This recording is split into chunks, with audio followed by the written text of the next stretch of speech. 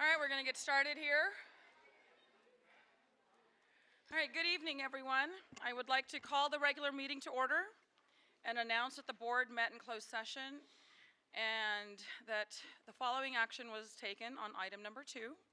During closed session, the board voted 6-0 in favor of accepting a proposed decision by a hearing officer to terminate the employment of custodian 1.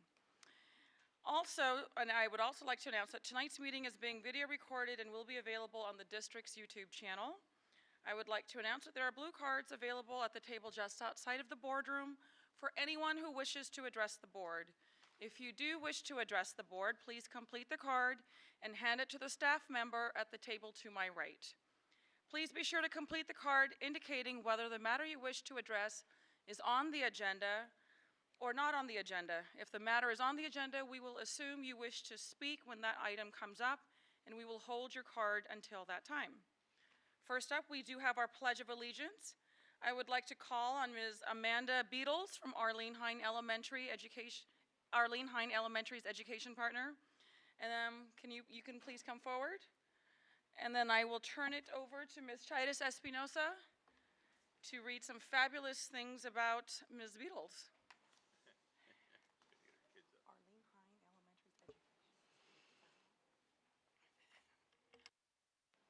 Good evening and welcome, everyone. Tonight, Arlene Hine Elementary School is honored to recognize Miss Amanda Beatles as our education partner. Amanda is a single mom raising 3 handsome young men, as we can see. Her eldest son is Aiden, who is promoted from Arlene Hine and is currently a 7th grader at Toby Johnson Middle School.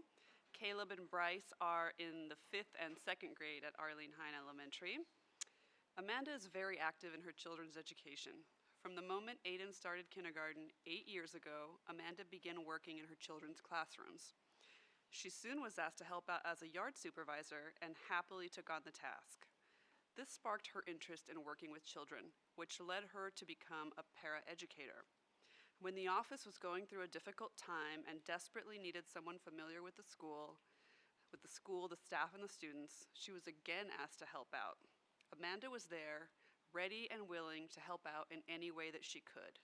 She continues today, helping as the school office assistant 2, as a parent liaison, as an English learner support person, and the CELT coordinator. Amanda has been very active with the parent-teacher organization as well. In the past, she was the PTO C-Track representative, and this year she is the amazing PTO president. Just this past month, Amanda and other members of the PTO raised over $35,000 from the annual Jogathon. Thank you, Amanda, for all that you have done for the students and the community of Arlene Hine Elementary.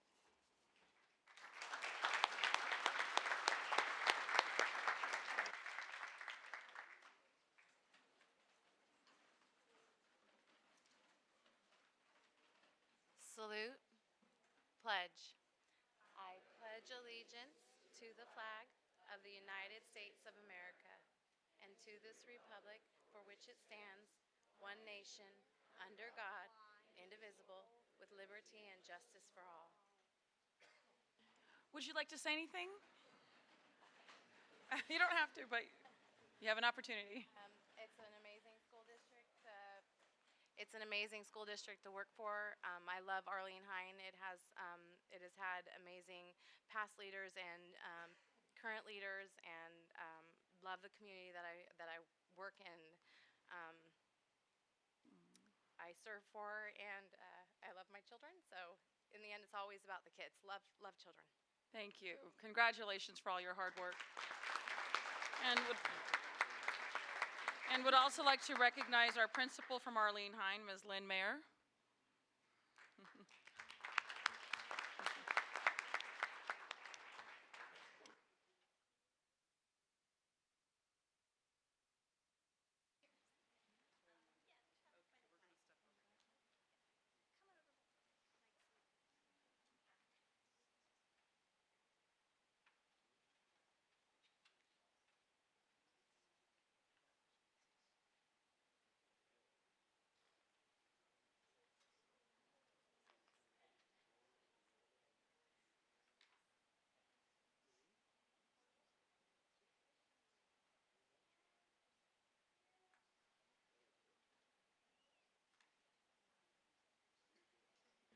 All right, how about another round of applause for Ms. Beatles?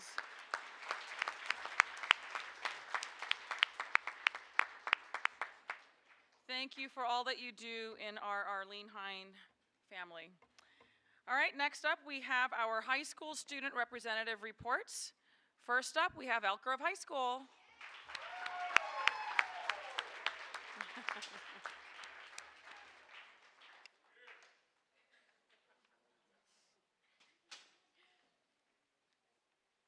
Good evening, President Singh-Allen, members of the board, Superintendent Hoffman, and Ms. Avalos. My name is Mallory Taylor, and I'm the senior school board representative.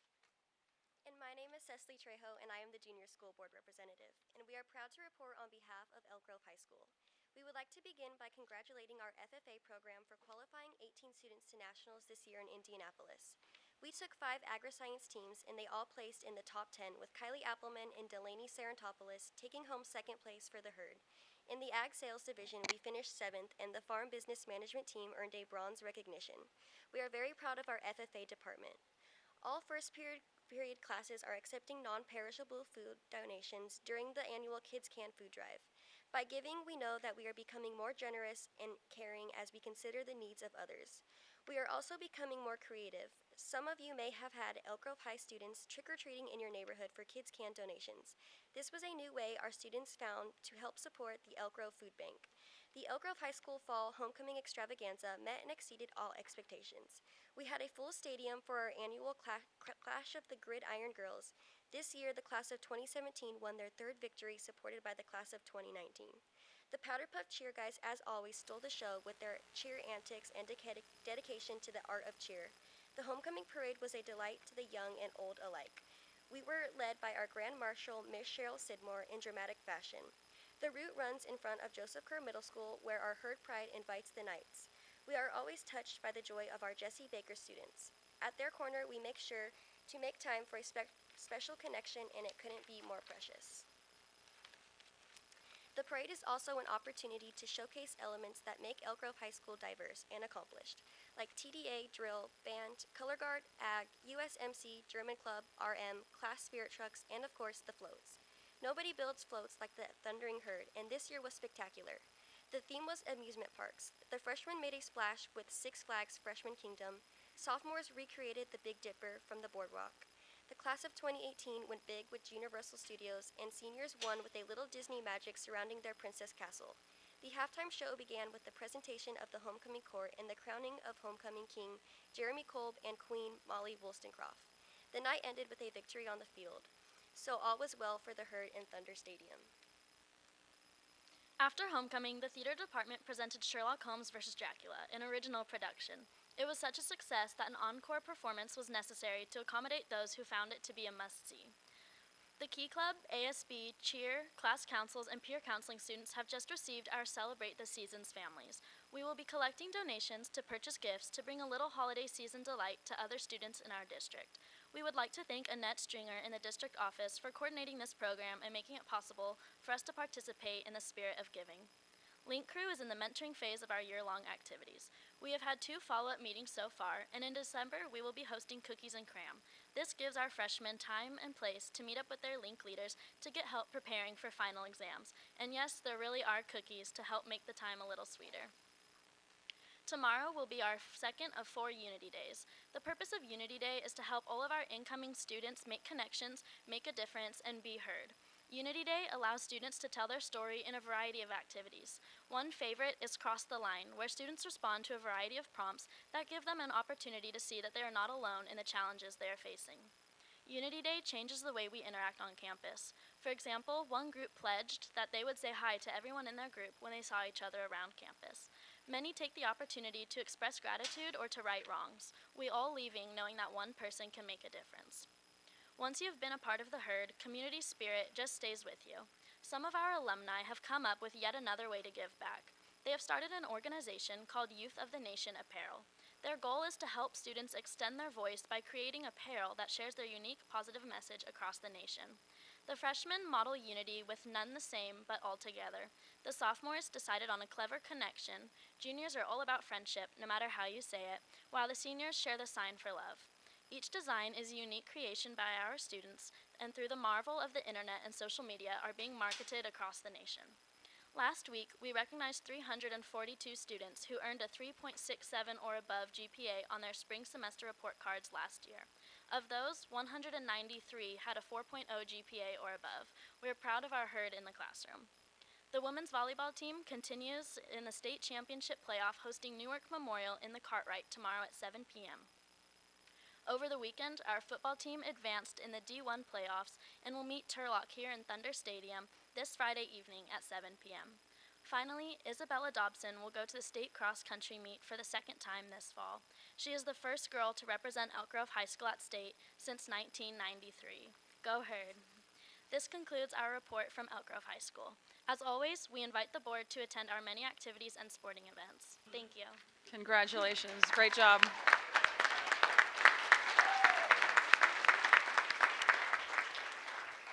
All right, let's equally enthusiastically welcome Monterey Trail High School.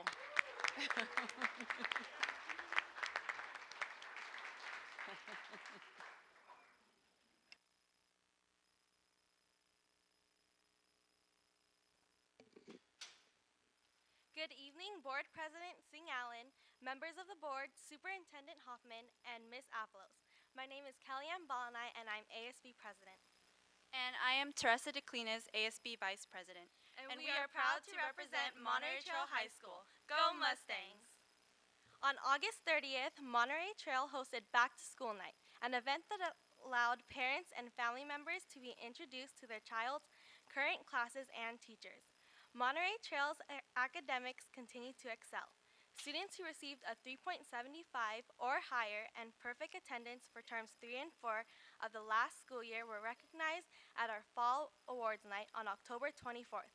401 students were invited to celebrate their academic success. On Friday, October 28th, we held our annual Great Start Luncheon. This event rewards students who have had a great start to the year as nominated by their teachers. The students enjoyed a barbecue with the teacher that nominated them. Our Renaissance is taking place right now from November 15th through November 17th, in which students who received a 3.0 and above will be recognized and rewarded with Mustang swag, and over 1,300 students are invited to participate in this occasion.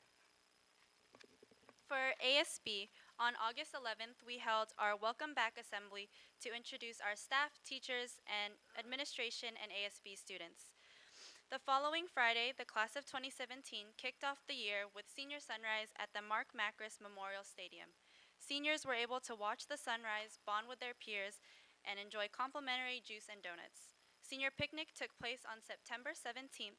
The seniors spent their day enjoying a variety of class bonding activities at Rancho Seco Park. Lunch was provided by Texas Roadhouse along with ice cream from Leatherby's Creamery. It was so good. On August 5th, Link Crew's freshman orientation was held for the incoming Mustangs so they can become familiar with their campus. Following this event, on August 25th, Link Crew hosted their annual tailgate party for our freshmen. This event serves as a positive way to welcome the freshmen to the Monterey Trail family, as well as a bonding opportunity between the class of 2020. On September 16th, our Homecoming Fall Sports Rally marked the start of our Homecoming Spirit Week from September 16th through September 23rd. On the final day of Spirit Week, we held a homecoming parade featuring Impulse Dance Company, Varsity Cheer, band, color guard, players of the fall sports team, and our 2016 Fall Homecoming Royalty. This parade led students into our annual homecoming tailgate, which kicked off our homecoming game against Sheldon. Last term, we also held Parent Lunch Day on October 21st, where parents were invited to eat lunch with their student and participate in bonding activities such as bobbing for apples and painting pumpkins. There were 241 parents in attendance, including our new principal, Mr. Swanson's mother, who brought him a delicious Subway sandwich. We are excited to hold our first tri-annual Unity Day on November 17th to strengthen our Mustang community, make new friends on campus, and to better understand one another. We are also currently planning our first winter homecoming dance and rally. Our theme is a red carpet affair featuring old Hollywood styles. We expect a great turnout. On the athletic front, our fall sports team ended their seasons on a great note. Our cross-country freshman boys are competing in sections. Our varsity women's volleyball made playoffs, and our varsity football made it into playoffs and played their first game against Pittman High School. Our other fall sports, such as women's tennis, cheer, women's golf, and water polo, saw an improvement in their programs. Tryouts and conditioning for winter sports, including wrestling, women's and men's basketball, and men's soccer, began starting November 7th. In hopes of building the program, the wrestling team is using the cafeteria as a practice room for the first time ever. However, this displaced several large clubs from holding their weekly meetings. Student representatives and their club advisors are working with administration to find appropriate placement for all programs and clubs involved. For our clubs, Monterey Trail's annual Club Rush was held on August 16th and 17th and received a great turnout. Students from all grade levels were given the chance to explore the numerous, diverse clubs offered on our campus, which consist of academic, cultural, performing, and student interest clubs such as Key Club, Poly Ohana, Latino Club, Salsa Club, BSU, Delta Gems, and many more. Also, we started an after-school yoga club that all staff and students are invited to. In addition, this activity serves as an alternative to detention for students. So far, it has been a hit amongst staff and students. Related to VAPA, Monterey Trail's VAPA department held their annual prelude to the season on September 28th in our cafeteria. This event included performances by theater, band, impulse, and choir. Our theater program presented the fall play, Reviving Ophelia, which took place on October 21st, 22nd, 27th, and 28th. They are currently holding auditions for the annual spring musical, Mulan. Our Monterey Trail band competed at the Franklin Invitational Band Review on October 8th. 3 groups of our band competed and all of them left with awards.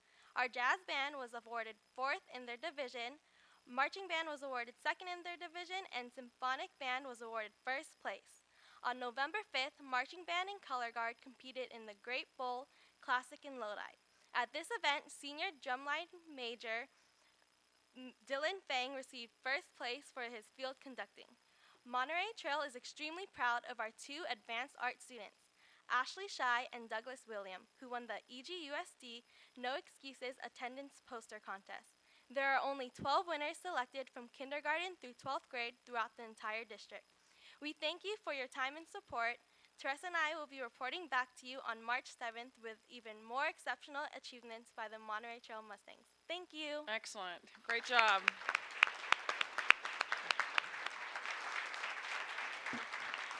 All right, I'd like to recognize our fabulous principals from the schools. We have Ms. Kathy Guy, principal at Elk Grove High School. And new principal for Monterey Trail High School, we have Eric Swanson.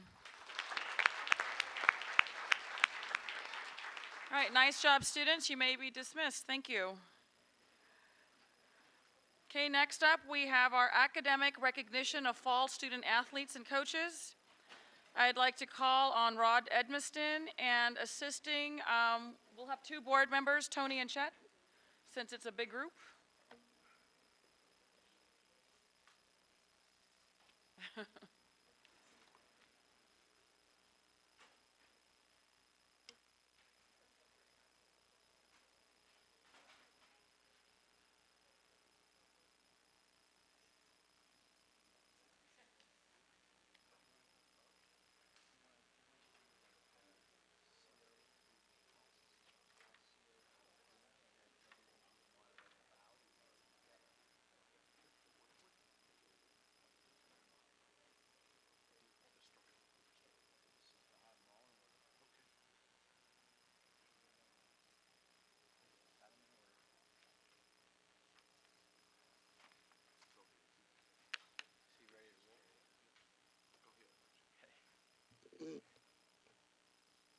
Good evening.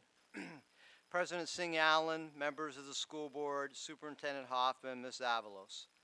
Elk Grove United School District is known for excellence in athletics. It will be my pleasure to come back here in the weeks and months to come and recognize our northern section and even state champions.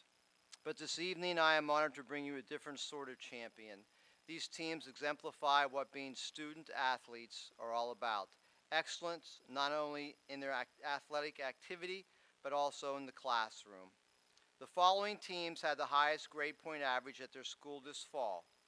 As a longtime classroom teacher and coach, I can attest to the dedication and commitment displayed by each of these fine student athletes.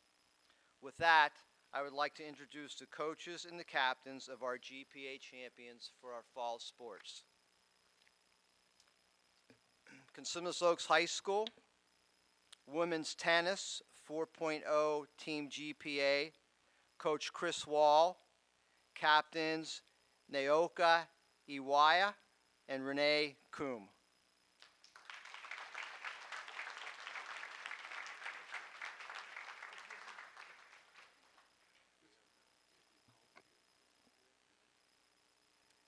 Elk Grove High School, volleyball, team GPA 3.7, Coach Irv Landinas, captains Ashley Vanderpan and Audrey Lemoro.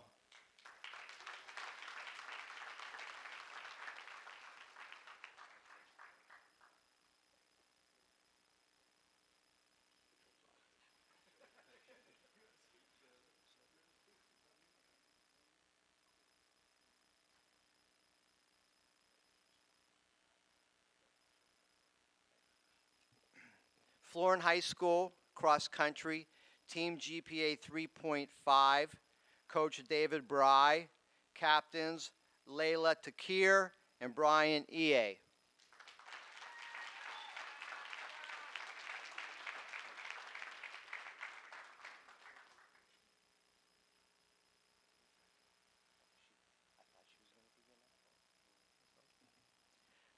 Franklin High School, women's tennis, team GPA 4.15, captains Sarah Sheo and Jalen Tan, Coach Chuck McClelland.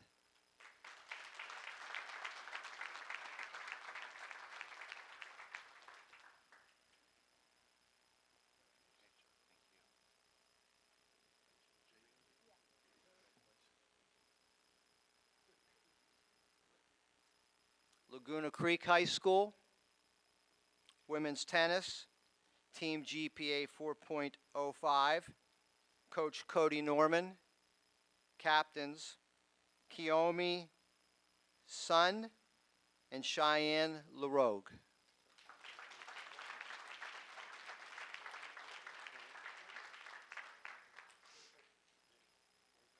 And we'll stop at the end of Laguna to take pictures.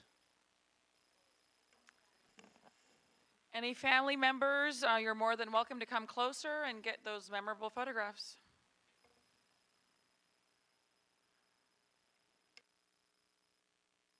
While we're waiting, I'd like to acknowledge the principals, Consumnes Oaks, Maria Osborne, Elk Grove High School, Kathy Guy,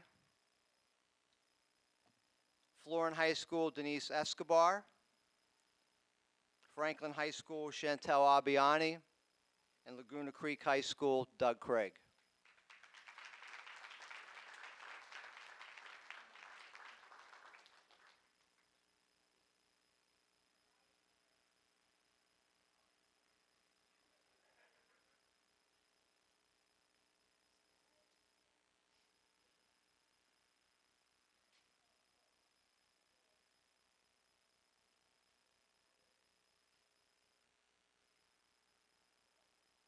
Thank you. While we're waiting, I won't be back for a few months, so I'd like to acknowledge that our Elk Grove High School girls volleyball team made it into the section finals and lost a very close match to Tracy on Saturday, 3-2.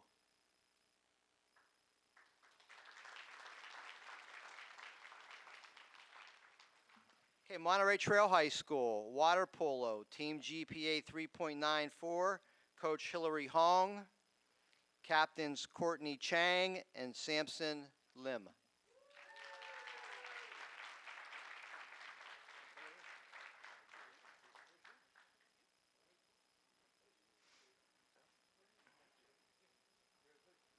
Pleasant Grove High School, women's tennis, team GPA 3.85, Coach Brian Brown, captains Brooke Pland and Melanie Wang.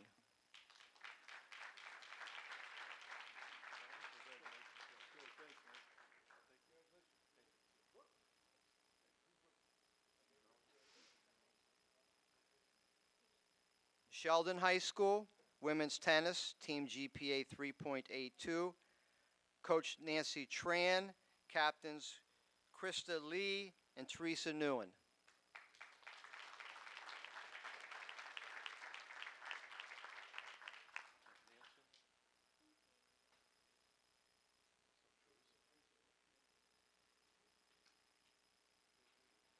Valley High School, cross country, team GPA 3.63. Coach Nikki Swift, captains Jennifer Rodriguez and Javier Hardy.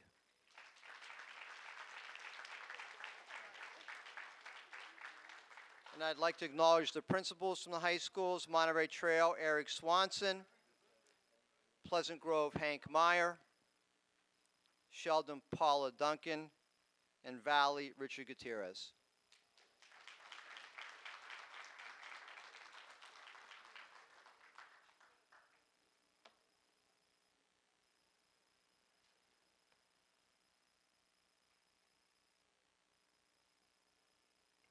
Parents, feel free to come closer and get pictures if you like.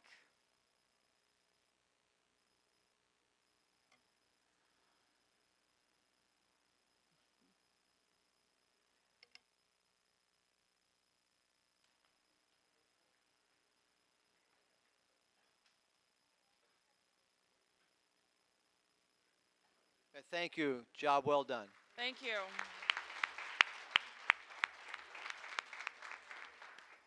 Great work. All right, next up we have our recognition of the No Excuses Go to School Attendance Campaign poster contest winners. I'd like to call on Ms. Zanthi Pinkerton and assisting Ms. Albiani. Good evening. Put the PowerPoint up. Good evening, Board President Bobbie Singh-Allen, members of the board, Superintendent Hoffman, and Ms. Avalos. Tonight, I'm here before you to recognize this year's winners of our No Excuses Go to School Attendance Campaign poster contest. This is the 11th year of the successful campaign, which supports students being in school every day.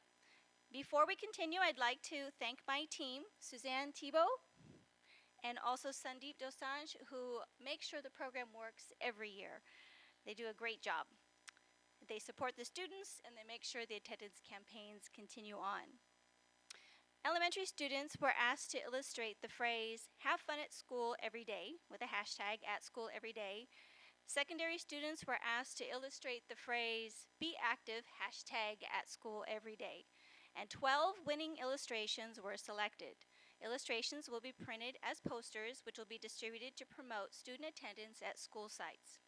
So without much further ado, winners, when I call your name, please come up to the Be Recognized, and we'll also show the poster that you won with.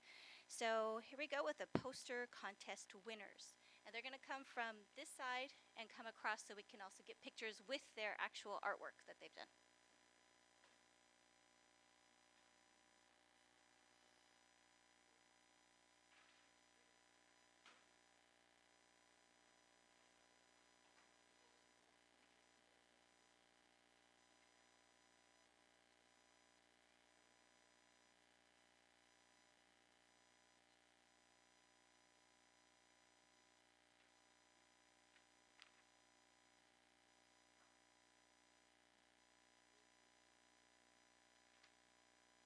All right, so the first winner is from John Reith Elementary School, Miss Isela Soto.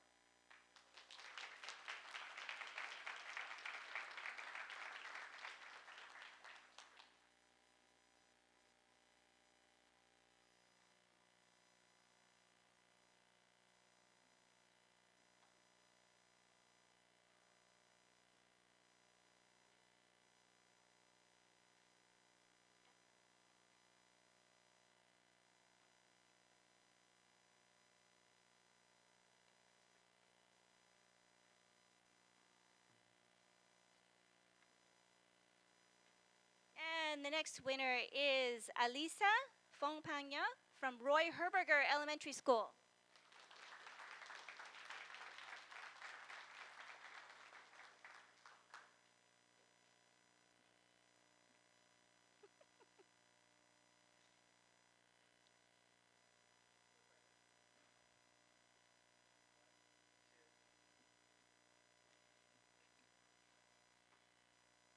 And the next winner is Ai Chinan from Folks Ranch Elementary School.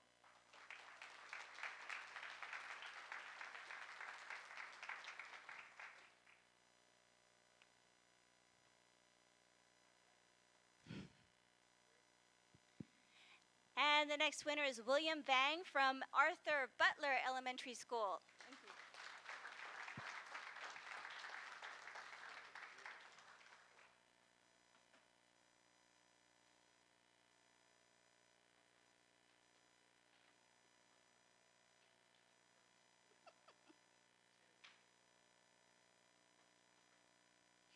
And our next elementary school winner is Francine Kubo from Arlene Hine Elementary School.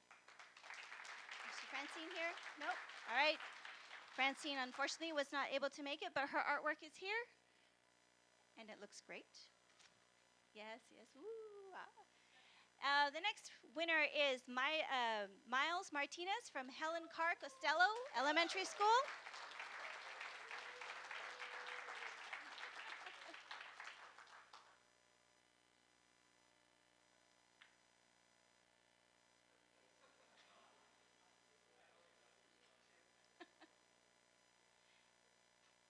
And we also expanded the poster contest to middle school and high school as well. So joining us as a winner from Edward Harris Junior Middle School is Ashneet Rathor.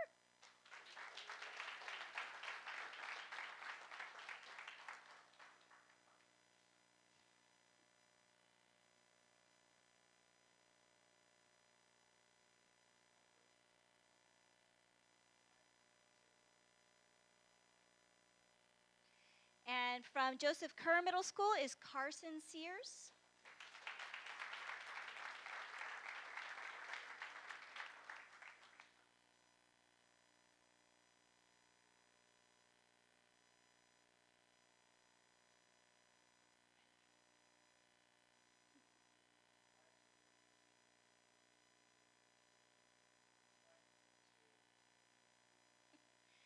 And joining us from now Elk Grove High School is Caitlin Radoncic.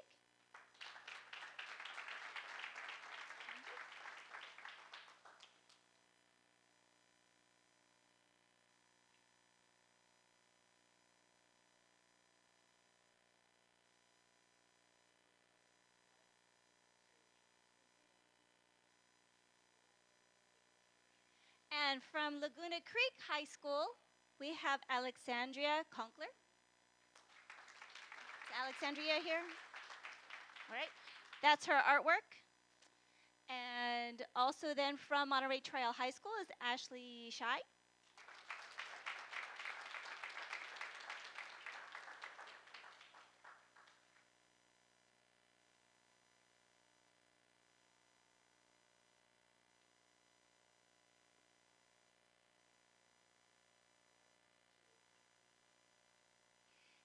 And we have yet another winner from Monterey Trail High School with Douglas Williams.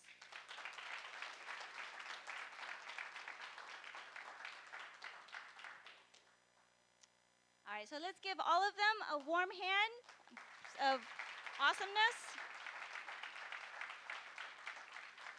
And we're going to get a group picture. You guys can come on in, and also do we want to have some folks join them? I think Chris. Yeah.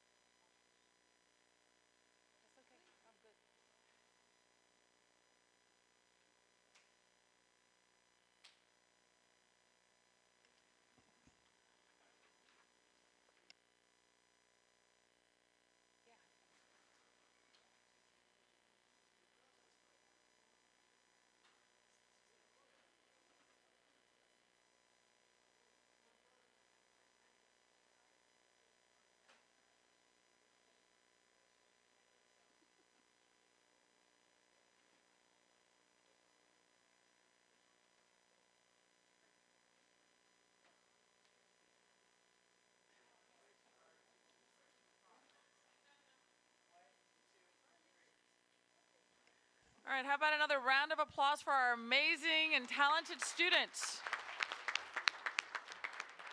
Nicely done.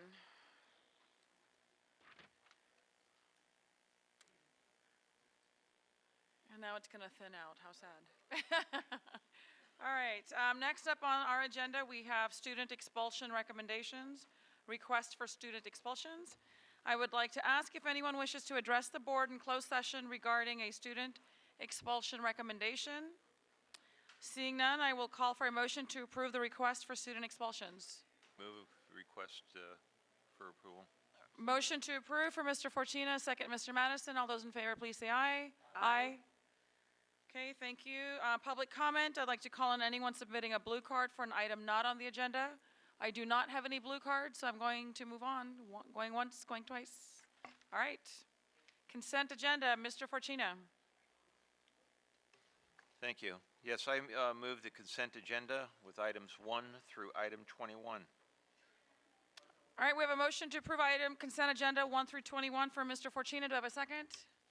Madam President, I would like to remove item 17. Sorry for that. Okay. Mr. Land, if we can have a little discussion on that item. Yep, very good. So we are moving items 1 through 21 with the exception of number 17. Yeah.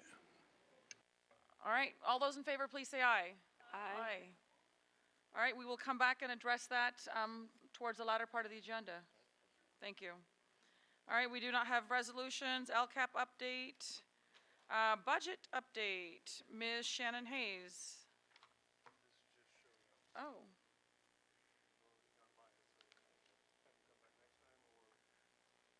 Did we get it in time? I mean, I'd rather take it. All right, Ms. Hayes, if you don't mind, just literally, it happened at the same time. We do have a blue card, so if you can just give me 3 minutes and some change. I'd like to call on Tom. I'm sorry, I cannot read the last name. Okay, whatever you said.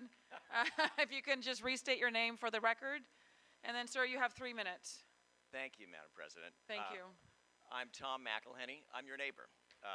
Thanks for the chance to address to the board. My name's Tom McElhenney, and I'm a teacher at neighboring Luther Burbank High School. I'm active in public health issues, and I'm officially politically naive, but not naive enough to know that you stand as guardians of your district. I see your success with every visit I make to an Elk Grove Unified school. I come tonight as a neighbor and as an admirer of Elk Grove Unified. Your decision to choose late start over early dismissal at the high school level is envied by me and by students in Sac City Unified. Regrettably, the neighborhood defined by Burbank and Florin high schools have the unfortunate distinction of being leaders in rates of sexually transmitted disease infection. I've been told that the decision to bring in public health agencies to help with this situation is not made at the site level. I'm not so naive, board members, as to be unaware that there is pressure on this body to sweep problems such as this under the rug. And your instinct may well be to act to keep things calm. But they're only calm on the surface, board members. This chart that's being passed out shows the extent of a silent problem. And of course, we work to fix problems as adults. And the agency that does a world of good right now in public health for my dear Burbank High School, Harm Reduction Services on Stockton Boulevard, stands today at the ready to help. I represent only myself here, hoping that a word to the wise will be sufficient. Board members, please bring Harm Reduction Services to Florin High that they may test for sexually transmitted diseases. A capable public health agency stands at the ready to protect children on your district's behalf. Thank you. All right, thank you, sir. So because this is a public comment, we cannot engage in any dialogue with you, but I invite you to perhaps meet with our associate superintendent, Ms. Tina Penna, if you have any follow-up questions Delightful, thank you. And so she will meet you probably outside or somewhere in the hallway there. I also want to be involved with that meeting also. That is my area, and I'm very familiar with Comedia. I work for the Mr. Department of Health Services. Mr. Perez, we Office cannot have an engagement on of Family public Planning. items. Thank you, sir. Thank you, Mr. Perez. Thank And you. We Madam have to follow President. protocol, but thank you for bringing this up, and we invite you to meet with our Associate Superintendent. Thank you. All right. All right, now we may move on. Ms. Shannon Hayes, thank you for your patience. Here you go. We appear to be missing our clicker, so he'll be driving for me tonight. Can you not hear me? Not at all. No. Yeah. We don't have our clicker, so Mr. Pierce is going to help me by driving tonight. So good evening, President Singh-Allen, board members, Superintendent Hoffman, and Ms. Avalos. Sure. Tonight we're going to take a peek at several different things. We're kind of going to give you a snapshot of what our preliminary first interim looks like. We're going to discuss some changes that were included in the state's adopted budget, which does impact our budget, our financial impact for our change in healthcare rates, our 2016-17 funding priorities. We have a couple of recommendations we would like you to consider, and then the impact of our unrestricted general fund multi-year projection. So to remind the board kind of where we left off, in September, this was the multi-year projection that you ultimately approved as part of our unaudited actuals. Just to kind of remind you where we're at, we're deficit spending in all 3 years. The first year includes $26 million of one-time expenditures that was done purposefully to spend down our one-time reserves. And then we are deficit spending in our third year, which typically we don't do as a district, but that was predicated on the fact that we didn't know the status of Proposition 55 at that point in time. We do know that Prop 55 has passed, and so we anticipate that we would have new updated revenue projections, but it's a little early right now. So the two changes that happened in the state's adopted budget, it actually was a reduction in funding for us of $2.2 million. They decreased the funding, the gap funding percentage from 54.84% down to 54.18%. That is an ongoing revenue reduction of $867,000. They also changed the one-time discretionary funds that decreased from 237 per ADA to 214. That is one-time money in our multi-year projection, so it only affects fiscal year 2016-17. So expenditure changes. We had a couple significant changes. The work that the Joint Healthcare Coalition Committee, or the Joint Healthcare Coalition did was we satisfied a 2-year fixed rate by adding Sutter Health Plus. Was a significant change for us. It was a 3.5% reduction in our rate from our current year 15-16 rate from Kaiser. That amount is $4.2 million in savings in 16-17, another $6.3 million in savings in 17-18, and then the first half of 2018-19 school year, it's another $4 million in savings. So that's huge for us. We are very, very fortunate. There are many other districts in the state that are experiencing a 6% rate increase or more in some cases. So we're very, very happy and fortunate. So as part of our working cabinet, we go back through and re-review our funding priorities to ensure that our one-time priorities and our ongoing priorities are what we intended, and that the work for those priorities are happening appropriately. Two recommendations that we're bringing to you tonight. One of them is to move $1 million of one-time funds for summer school expanded learning to 2017-18 as an ongoing expenditure. In 14-15 school year was the first year summer school and expanded learning was introduced back to the district, and we really weren't sure exactly what the value of that program was going to look like. So principals and site administrators along with the administration has gone back and we've reviewed, and we've determined that $3.2 million is a sufficient level of funding to continue the current level of programs that we have. So we'd like to make that ongoing. As well, we're asking for one-time funds to support visual and performing arts programs at secondary schools for $150,000. That was going to allow us to band-aid a couple of areas that we need to, and then the committee will continue their work to develop a comprehensive program across the entire district for all grade levels. Assuming that the board wants to go forward with these recommendations, this is what our new multi-year projection would look like. You can see that we're now deficit spending a lot less, which is always a good thing. So in the first year, you can see our deficits changed about 1.8 million. You can see on undesignated reserves down there at the bottom. We now have surplus status for fiscal year 17-18 is $7 million, and a surplus status of $3.8 million in 18-19. And that still assumes no new revenue with the passage of Proposition 55.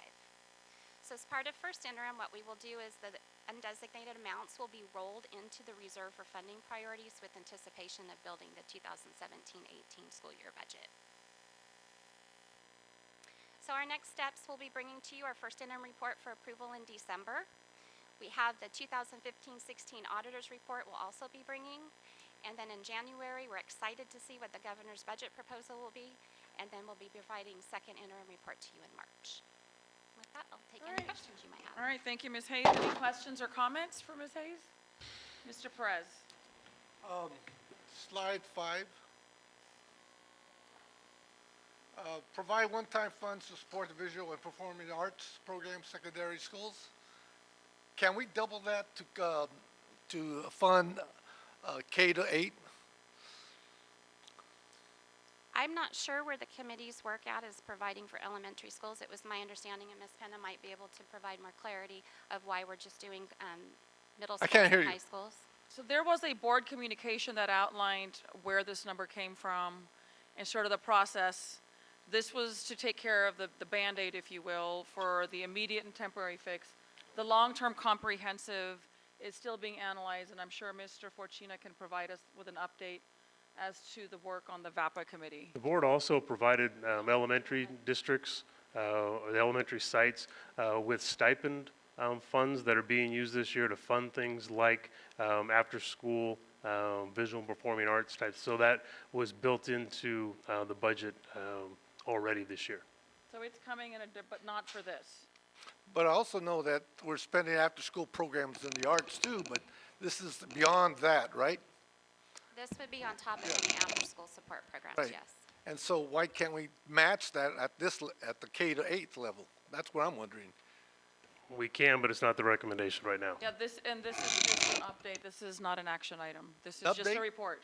Oh, it's a report. We're just getting a report right now. Well, can I get the possibility of doing that report? It would take direction from the rest of the board. My position on that would be that I could not support a number without data.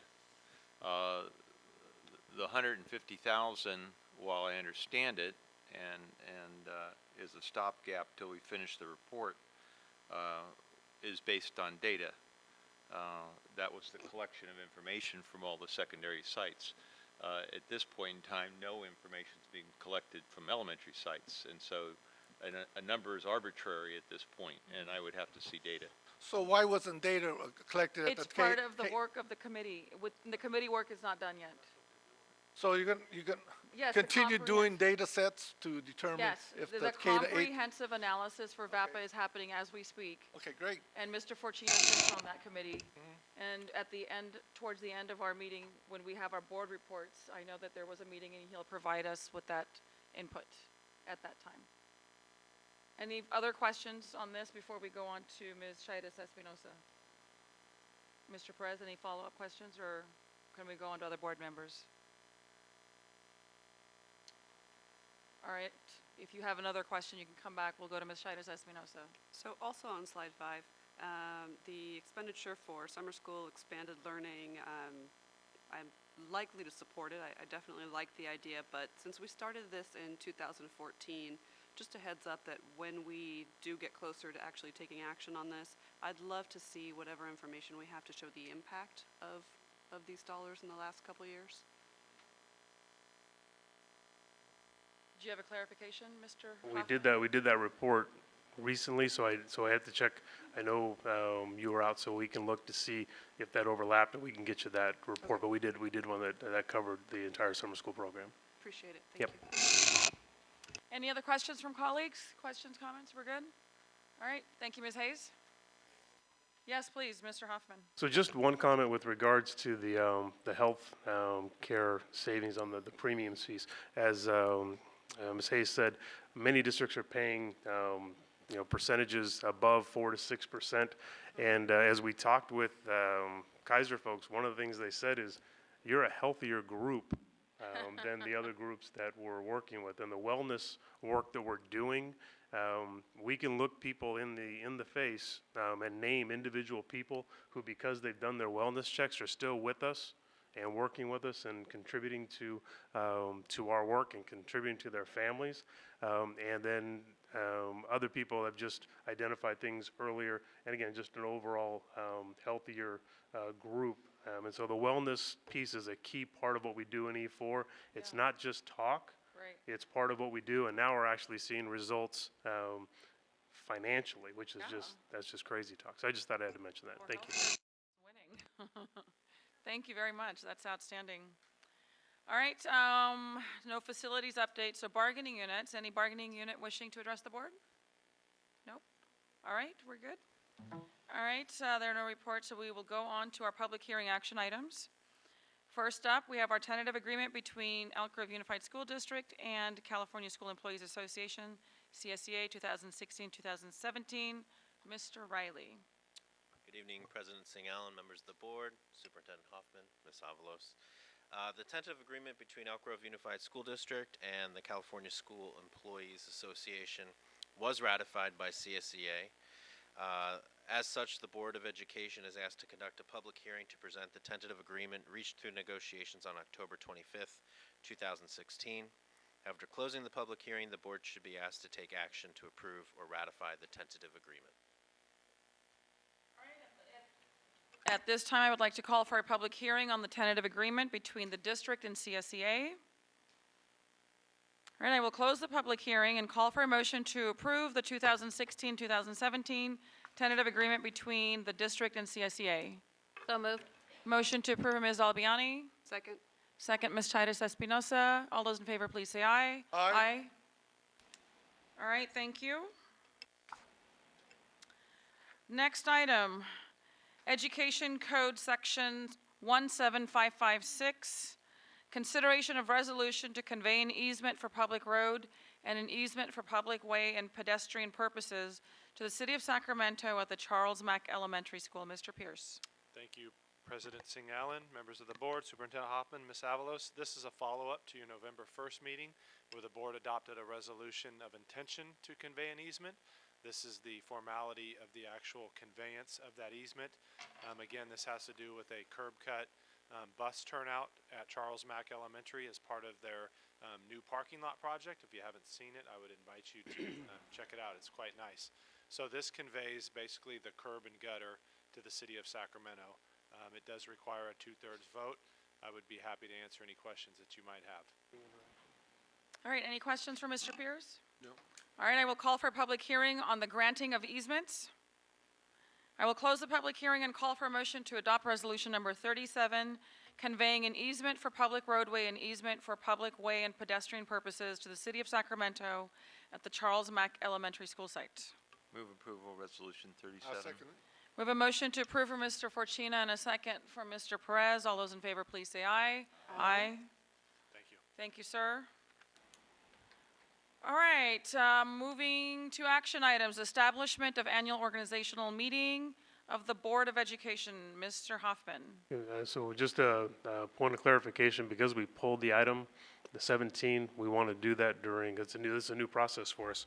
So we want to actually do it during discussion action. What's that? Oh, for the. The item that we pulled from number 17. Yeah, we can do it here. Typically, we've done it towards the end. Right, but now that we have it at the front. But now that we can move it right, around, it's the sure. first time we've done it. So if we do it under discussion action, that gives the board member the opportunity to share their thoughts around that item before we go to straight action. All right, that sounds good. So, Mr. Madison for 17. Okay, yeah, sorry for the kind of late notice on that, but as I was going through the thumb drive there, I was kind of going over the middle school catalog, and we've had a lot of conversations about open enrollment and the community or marketing plans and so forth that's in there. And I was a little disappointed that there was never any mention of not necessarily pointing out the high schools, their feeder schools, but nothing was mentioned in there. Like under core values, we had a lot of different dialogue under the core values in the book. And I thought even the outcomes for students, continuing engagements with their feeder high schools, graduate profile section, there was nothing in that area at all. And I was just curious as to, there was no mention, there's a lot of, about college and things like that, which we really want, that's in there. But I was curious why there was nothing mentioned of the actual middle school feeder schools. Is that? Okay. This is the first time that's been brought up, obviously to show the feeder pattern.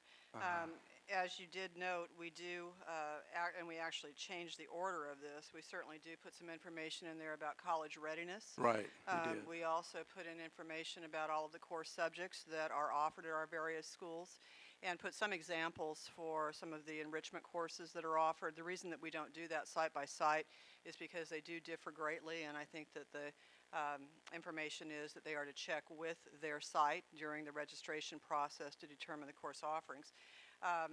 This is the same model that we've used. I mean, we have not, to your point, we've not used this as a vehicle for establishing a regional identity. That work is being done at every single site. As a matter of fact, okay, here's our favorite. I've already started working on open enrollment for this next year in terms of not only how we're going to ensure that our feeder parents are aware of all of the programs, but how we're going to communicate that.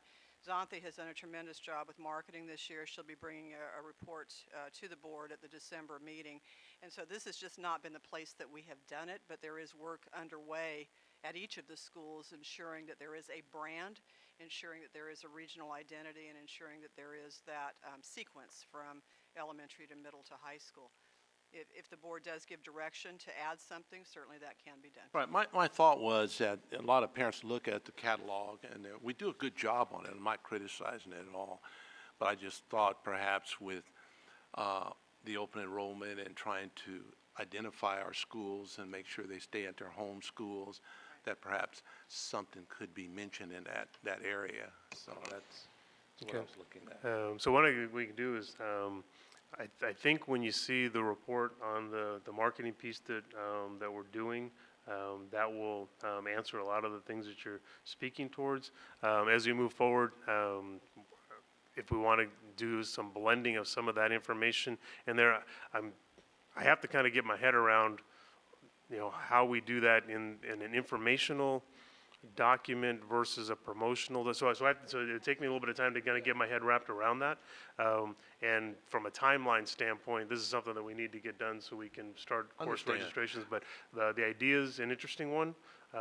And again, I think with the timing of Ms. Pinkerton's presentation, then there might be other times, okay, so are there things there that might logically fit in this document, or when you see the other presentation, oh, that makes sense the way that's set up. So I think it'll open up some conversation. Okay, yeah. If we had the catalog up there where I can better point it, looking at it, I just feel like. I don't have. Right, and I don't have mine here either, but I just, myself, I just thought it had some points to it that possibly something could have been said in there. But you can, and I'm sure we're working on the piece of the marketing end of it. So, just some of the first part of the catalog, the introduction, and something you can just take a look at. Could there even be something that's sent individual to each school? Like this is done district-wide. Right. But could we have a pamphlet or something that's individual to that junior high, introducing the high school as well? Well, my thinking is the catalog, I'm not specifically naming a given high school, but just a dialogue of community and the actual feeder school that's in that community. Draw the connection. Yeah, Okay, not necessarily the name of the school. No, we can't do that, but some of the verbiage in there. Anyway, I don't want to hold up on the catalog, but it's something we need to take another look at. So what I'm hearing you say is use this as an opportunity to strengthen Yes, essentially our communication community. around the regional educational experience Exactly. for students, for That's all of right. our regions, not Yes. just particular ma'am. regions. right. Okay, very good. Thank you. Well, with that, I'd like to call for a motion to approve consent agenda number 17, 2017, 2016, middle school and alternative education course catalogs. Motion to approve for Mr. Madison. I'll second it. Second, Mr. Perez. All those in favor, please say aye. Aye. Aye. All right, we will now go back to our other action items. The establishment of annual organizational meeting of the Board of Education. Mr. Hoffman. Okay, here we go. So under provision of Education Code Section 35143, the governing board is required to set an annual organization meeting between the dates of December 2nd and December 16th. Staff's making the recommendation that we do this at our regularly scheduled meeting on Tuesday, December 13th at 6 p.m. here in the boardroom. All right, sounds good. I'd like to call for a motion to establish the annual organization meeting of the Board of Education on December 13, 2016 at 6 p.m. in the boardroom of the Education Center. Motion to approve, Mr. Madison, and a second, Mr. Forcina. All those in favor, please say aye. Aye. All right, Ms. Penna, graduation ceremonies and activities for Board Policy 5127.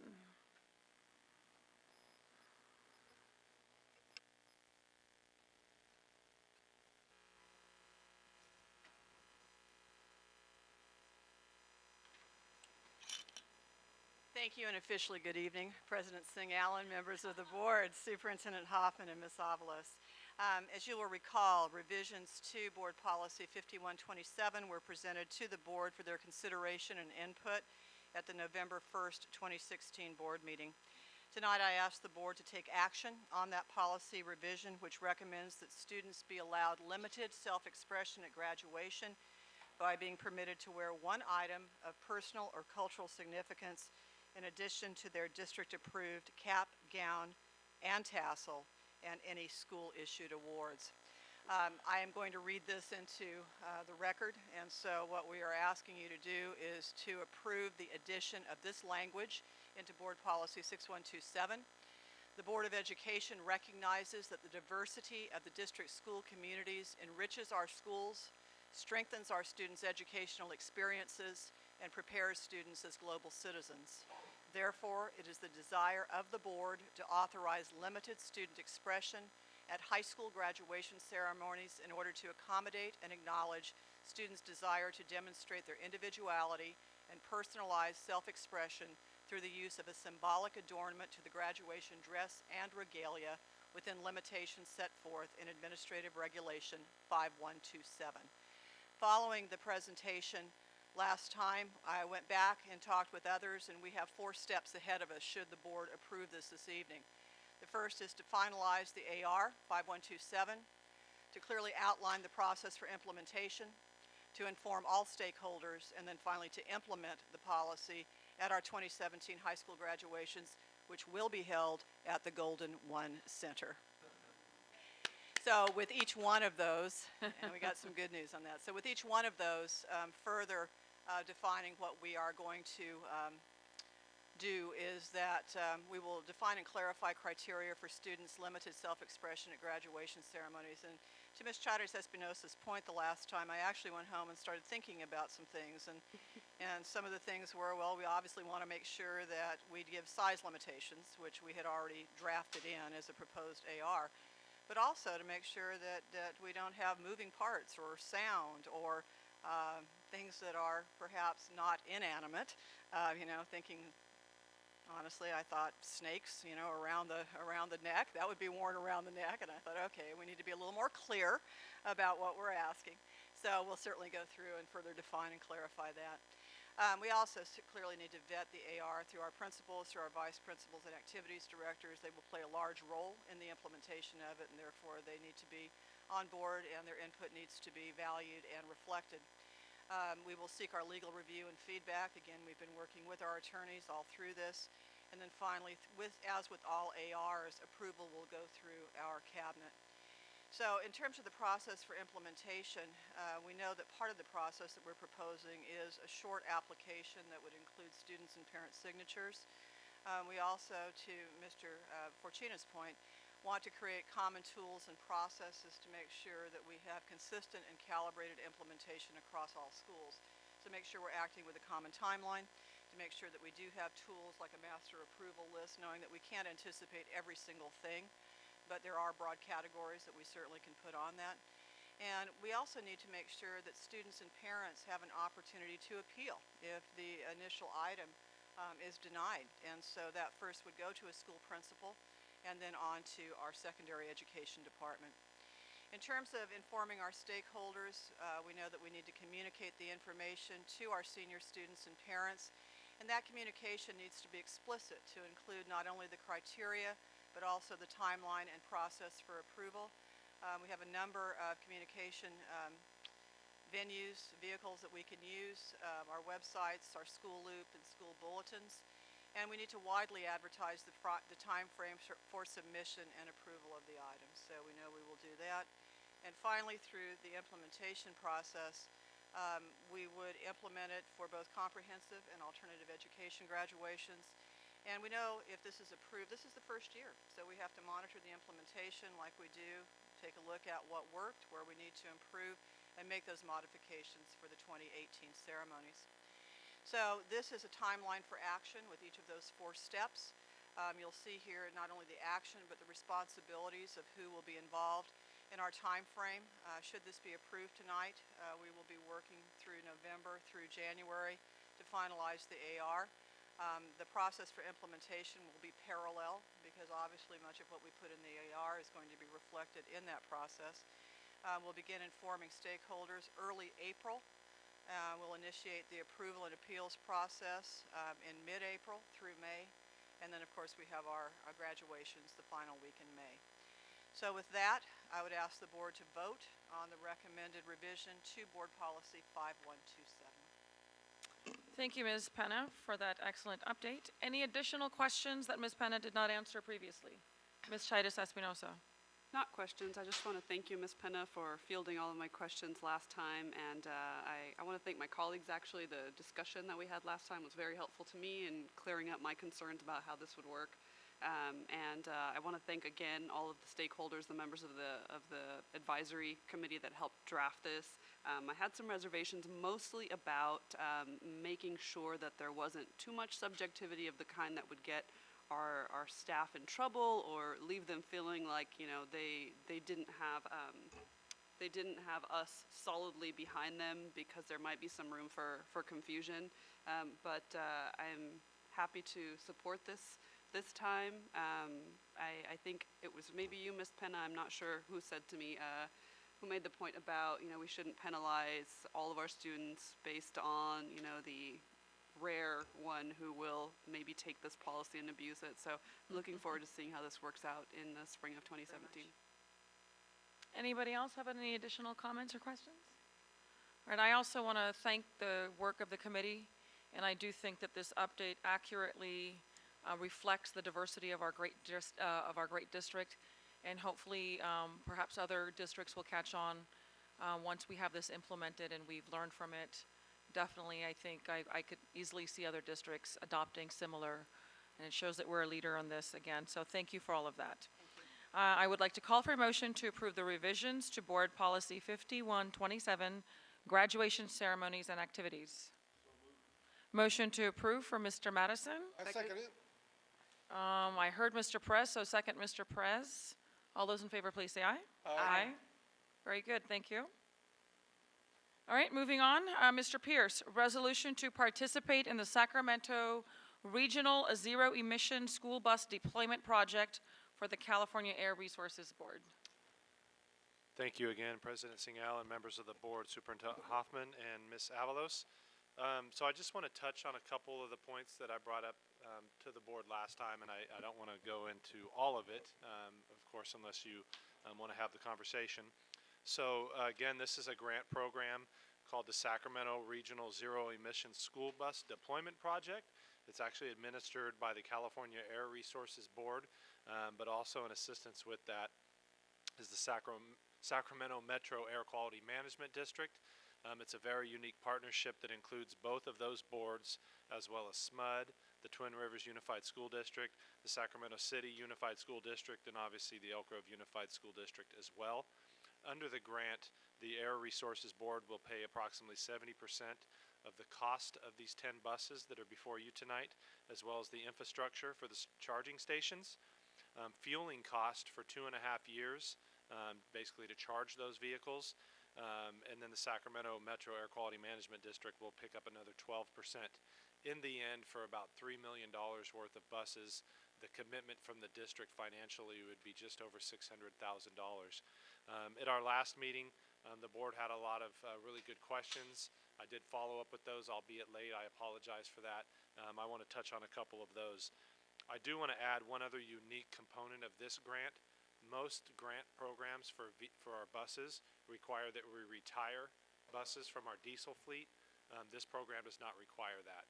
And so what that means is we'll be able to keep those buses, use them on additional routes, and supplement those routes with these electric buses. And will also allow us to forego having to purchase future buses as a result of this. So just a couple of the questions that came up last time. Very good, thoughtful questions. The batteries are warranted for 8 years, although the manufacturer expects those batteries to last 10 years or more. But again, an 8-year warranty that would be covered. They are expensive, and we talked about that a little bit at the last meeting, but I didn't have an exact figure for you.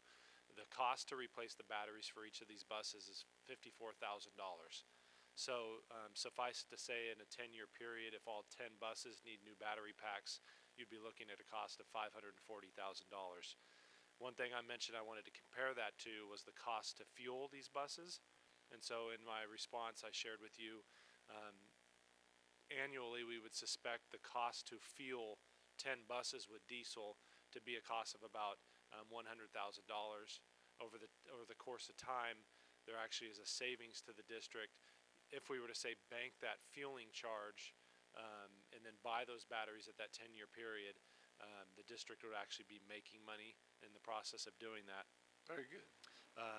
One other point that came up was the fact that that figure also doesn't account for the fact that through the grant, the fueling costs or the charging costs of those buses will be covered over a 2.5-year period. And then the maintenance of these buses is far less. And so that figure that I shared with you is not accounted for in that figure. So obviously a diesel bus requires a significant amount of maintenance. That engine has a lot more moving parts than does an electric bus. Just simple things like oil changes, but along with that, air filters and any number of things our mechanics are having to do to our diesel buses on a regular basis. So that goes out the window. Naturally, you still need new tires and things like that, but maintenance is also typically cut by about 1/3. So over the span of the batteries, you would be saving about $670,000 in whole. But in the end, receiving these buses at a very good price, clearly. And the technology is going to get better. And quite candidly, at the end of that 10-year period, when it comes time to replace those fuel cells or batteries, if it's not financially sound to the district, I would argue from a staff perspective that the decision today to go ahead and move forward with those 10 buses at the $612,000 is a sound financial decision, notwithstanding those future needs that we do need to bank for, and we need to find a way to budget for that, and we're happy to do that moving forward. I think one thing in my new role with the district that we have to have a conversation about, we talk about computer refresh, but just vehicle replacement and vehicle maintenance as a whole is an item that we need to talk about moving forward, and we would include these buses as part of that conversation. So, be happy to answer any questions you might have. Thank you, Mr. Pierce. I'll start from my left. Mr. Forcina. Yeah, Rob, you made a comment when you brought this to us before, and I chose not to pursue the statement you made, but you Okay. just made it again, Okay. and so my ears perk up. Sure. You made a statement that said that we would be allowed to keep the diesel buses for additional routes. Are you proposing changes to our existing transportation policy within the school district? I am Are you not- anticipating a change? I'm not. So I'll answer that in two pieces. Yeah. I said it the way I said it only because as we grow, both in special ed and general education, and as we even add these two new schools, we're not growing, but service will be changed as an effect. The board will not be in a position to have to buy new buses as a result of growth and those changes. Now, the transportation committee is still doing its work, so I'd be remiss if I didn't say at some point we're going to come forward to the board and have some alternatives or at least discussion points. And should the board elect to change service as a result of that, these buses would obviously lend themselves to that endeavor. Not the purpose, though, that we're making the recommendation to purchase those. Does that help? That helps. What about the utilization of those buses to offset the contracts that we have to constantly enter into for private companies to provide field trip services to kids? Absolutely. Yeah, it definitely adds to our means and our ability to do things. Absolutely. Thank you. Anybody else have questions or comments for Mr. Pierce? Mr. Madison? Yeah, maybe you probably already covered it. I just forgot about it. What was the life expectancy on the new buses, electric? So the buses themselves don't have a life expectancy per se. It's the batteries. We have buses right now in our fleet that are well over 20 years old. The batteries are what really goes kaput, if you will, in these buses. So it's a 10-year life expectancy. 8 years fully covered. Should we have an issue in the 8 years, the batteries will be replaced at no cost, but they're expected to last 10 years. What I was referring to is, the interior and, there's a lot of things that still wear. I understand about the, Seats need to be reupholstered. yes, still things like that. Those are all things that we would have anyhow, that we would have to take care of. But again, the maintenance of these buses in general is a third less Sure. than it is for diesel buses. So those things, absolutely, tires, windshield wipers, seating upholstery, interior improvements for sure will still need to happen. Okay, thank you. Should we not grow, which is not a reality. No. Let's say say we never need a new bus within that 10-year period. What this also will naturally allow for is some of those 20-year-old plus diesel buses that some would argue we should be refreshing now, just won't run, and that will come at a savings to the district, both in maintenance and fuel costs. Excellent. All right, with no further. Jaime Limos is here tonight. I just want to acknowledge him and his work with Sacramento Metro Air Quality Management District. They've been great working with us in transportation and bringing this to fruition for us and 2 other schools. Great. Thank you. Thank you, Mr. Pierce. I will call for a motion to adopt resolution number 35 to participate in the Sacramento Regional Zero Emission School Bus Deployment Project for the California Air Resources Board. So moved. Motion to approve from Ms. Chaitis Espinoza and a second from Mr. Forcina. All those in favor, please say aye. Aye. Aye. Thank you very much. All right, we have our board member and superintendent reports. Anybody have committee reports to submit? Mr. Forcina? Yeah, I bring these up just for clarification on VAPA. We have a VAPA meeting tomorrow. And between the next 2 scheduled meetings and the December meetings, we have 3 2-hour meetings coming up and 2 8-hour meetings each, for a total of 22 hours. The task is, as I said before, monumental. I will be the first person who will be surprised if the work is complete in the 22 hours.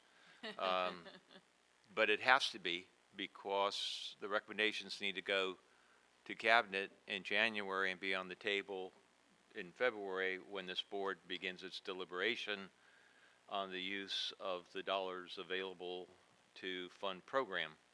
And we've already discussed the fact that those will be difficult discussions given the level of funding we're going to receive. And a number of us have had the VAPA issue on the table for a number of years, so it will need to be addressed. What will be interesting is how it will be addressed in consideration of all other needs. So we do have an important meeting. We have currently, there are 36 members on the committee right now, and we have 3 community members, and one more is being added tomorrow, Anne Marie Pringle from Musical Mayhem. So that's in addition to the administrative support staff and then the district staff who are participating. So we're on track, just a whole lot to do. So Thank you, that's Mr. where we are. Forcina. Pre-K-12. Any other updates? Mr. Hoffman? All right, so we're not going to get to this meeting without a couple of celebrations, right? Yes. All right, so first of all, I want to welcome back all members of the board. It's great to have the team together, and look forward to the work we're going to do moving forward. So.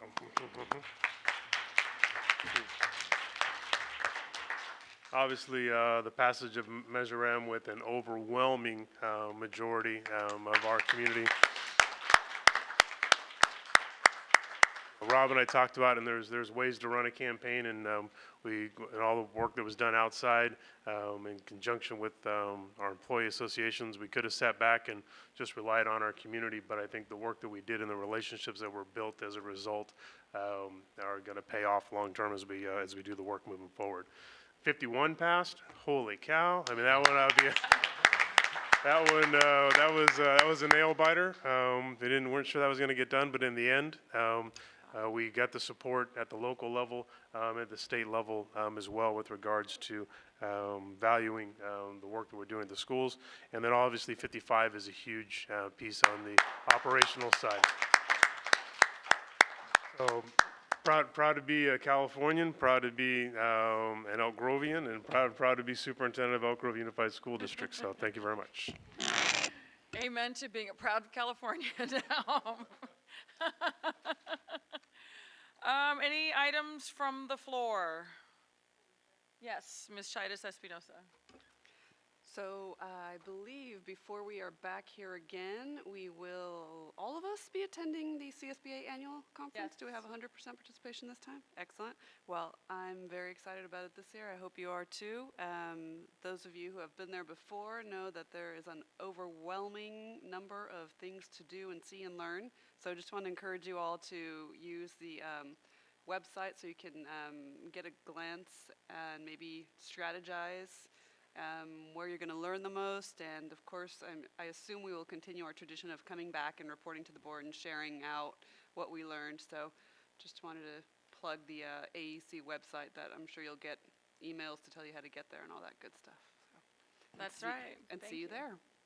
All right, and then I have just sort of an update that I want to provide for my colleagues. I know a number of our school districts throughout California, but in particular our neighboring school districts, did see some tension post-election as it relates to perhaps bullying and racism and concerns of immigration. I did communicate with Mr. Hoffman to do an assessment of, have we seen anything of concern, and how are we handling the situation? Again, I'm so very proud of our district because we have been very proactive, and we have wonderful site leaders by way of our principals, that we have not seen any incidents of bullying and any known concerns of immigration concerns as it relates to our students. The good news is we do have resources available if students and families do choose to seek those. So we do continue to be a safe haven for our children and provide wonderful education, and that is sort of our intent, and that is what we will always do, is to provide for all of our students. And I do want to recognize the wonderful work of PBIS, and I think that has gone a long way in terms of addressing bullying and racism that could pop up. I mean, it's not 100%, but I think it goes a long way of creating environments that the children thrive in and feel that they are a part of. So I want to recognize and congratulate all of us for being a leader on this, and that I didn't have to go and report to my colleagues that I'm seeing spikes in racism, in hate crimes, and any of those things. And so again, kudos to all of us. And I will continue to share resources with our superintendent as it relates to immigration resources for any of our students and families who choose to seek those resources as needed. So thank you, everyone, for that. And with that, I will adjourn. Thank you. Leave your computers. Yes, leave your computers.